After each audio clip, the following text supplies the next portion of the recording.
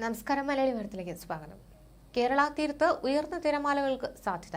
നാളെ രാത്രി 11:30 വരെ 1.8 മുതൽ 2.4 മീറ്റർ വരെ ഉയർന്ന തിരമാലയ്ക്കും കള്ളക്കടൽ പ്രതിഭാസത്തിനും സാധ്യതയുണ്ടെന്നാണ് ദേശീയ സമുദ്രസ്ഥിതി പഠന ഗവേഷണ കേന്ദ്രം അറിയിക്കുന്നത്. തമിഴ്നാട് തീരത്ത് നാളെ രാത്രി 11:30 വരെ 2.1 മുതൽ 2.3 മീറ്റർ വരെ ഉയർന്ന തിരമാലയ്ക്കും കള്ളക്കടൽ പ്രതിഭാസത്തിനും സാധ്യതയുണ്ടെന്ന് ദേശീയ സമുദ്രസ്ഥിതി പഠന ഗവേഷണ കേന്ദ്രം അറിയിച്ചു. ലക്ഷദ്വീപ്, ഉത്തര കന്നഡ തീരങ്ങളിൽ കള്ളക്കടൽ പ്രതിഭാസത്തിന് സാധ്യതയുണ്ട്. ഈ പ്രദേശങ്ങളിലെ മത്സ്യത്തൊഴിലാളികളും തീരദേശവാസികളും പ്രത്യേക ജാഗ്രത പാലിക്കണം. കടൽക്ഷോഭം രൂക്ഷമാകാൻ സാധ്യതയുള്ളതിനാൽ അപകട മേഖലകളിൽ നിന്ന് അധികൃതരുടെ നിർദ്ദേശാനുസരണം മാറി താമസിക്കുക. മത്സ്യത്തൊഴിലാളികൾ മത്സ്യബന്ധന യാനങ്ങൾ, ബോട്ട്, വള്ളം മുതലായവ ഹാർബറിൽ സുരക്ഷിതമായി കെട്ടിയിട്ട് സൂക്ഷിക്കുക. വള്ളങ്ങൾ തമ്മിൽ സുരക്ഷിത അകലം പാലിക്കുന്നത് കൂട്ടിയിടിച്ചുള്ള അപകട സാധ്യത ഒഴിവാക്കും. മത്സ്യബന്ധന ഉപകരണങ്ങളുടെ സുരക്ഷ ഉറപ്പാക്കുക. ബീച്ചിലേക്കുള്ള യാത്രകളും കടലിൽ ഇറങ്ങിയുള്ള വിനോദങ്ങളും പൂർണ്ണമായും ഒഴിവാക്കുക.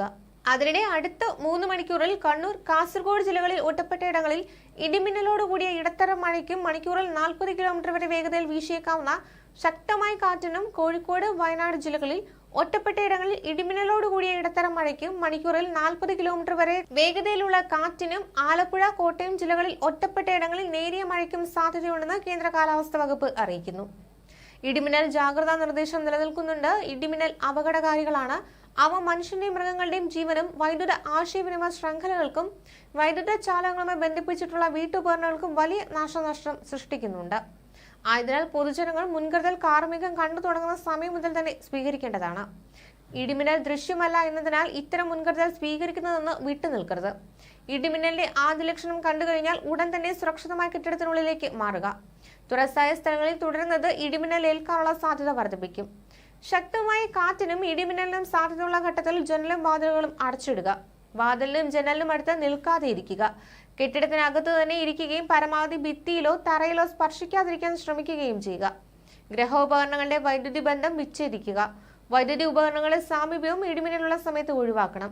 ഇടിമിന്നലുള്ള സമയത്ത് ടെലിഫോൺ ഉപയോഗിക്കുന്നത് ഒഴിവാക്കുക. മൊബൈൽ ഫോൺ ഉപയോഗിക്കുന്നത് കൊണ്ട് കുഴപ്പമില്ല. കുട്ടികൾ ഉച്ചയ്ക്ക് 2 മണി മുതൽ രാത്രി 10 മണി വരെ അന്തരീക്ഷം മേഘാവൃതമാണെങ്കിൽ തുറസായ സ്ഥലത്തും ടെറസിലും കളിക്കുന്നത് ഒഴിവാക്കണം.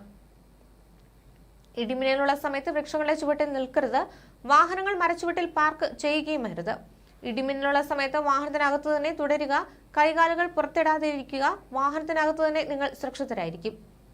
സൈക്കിൾ, ബൈക്ക്, ട്രാക്ടർ തുടങ്ങിയ വാഹനത്തിലുള്ള യാത്ര ഇടിമിന്നൽ സമയത്ത് ഒഴിവാക്കുകയും ഇടിമിന്നൽ അവസാനിക്കുന്നതുവരെ സുരക്ഷിതമായ ഒരു കെട്ടിടത്തിൽ അഭയം തേടുകയും വേണം.